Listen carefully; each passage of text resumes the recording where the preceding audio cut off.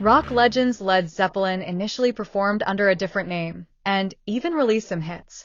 Although not as widely remembered as the songwriting duo of Robert Plant and Jimmy Page, who achieved immense success with Led Zeppelin, this precursor group was instrumental in shaping some of music's most memorable voices.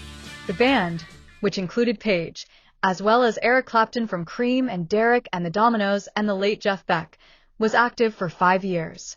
Despite their influence, they seem to have faded from memory, prompting a discussion on Reddit about why they have been largely forgotten. A user inquired, how popular were the Yardbirds during their initial run? The Yardbirds are mostly known these days as being the precursor to Led Zeppelin, as well as that one band which once held Eric Clapton, Jeff Beck, and Jimmy Page in its ranks. It's unfortunate and doesn't really do the band justice considering the Yardbirds recorded some truly groundbreaking stuff in their heyday. The user speculated that the band must have had a considerable following in the UK by the time they disbanded, given Jimmy Page's subsequent success with Led Zeppelin.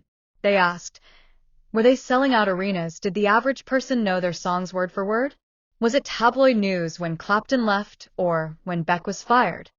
Fans of the iconic band the Yardbirds, known for hits like Fear Love and albums such as Roger the Engineer, might be astonished to discover that their historical footprint in the venues they once graced is nearly non-existent.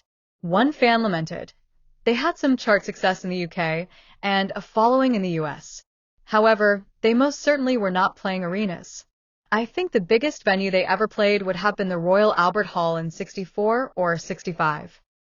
Another added a personal touch, saying, I live in the Yardbirds' sort of hometown, which is Richmond in London.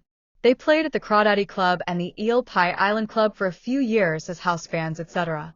They continued, they are never brought up, there are no signs and no little historic plaques, etc. Pretty much every small piece or little area they interacted in now is gone. The only little bit that remains is the frontage of the Crawdaddy Club, which is just opposite Richmond Station. It's also where the Beatles and the Stones met for the first time. Some argue that the true legacy of the Yardbirds lies more in its famous members than their collective discography.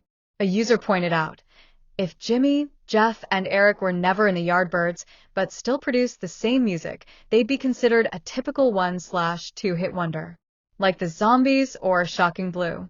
Led Zeppelin had a meteoric rise, but it had absolutely nothing to do with the Yardbirds. I guess an argument could be made that being in the Yardbirds might have helped Zeppelin get a record deal with Atlantic, but even that seems a bit far-fetched. I think Jimmy, being known as a professional, experienced studio musician with a lot of contacts, helped him more than being in a group that can't sell records.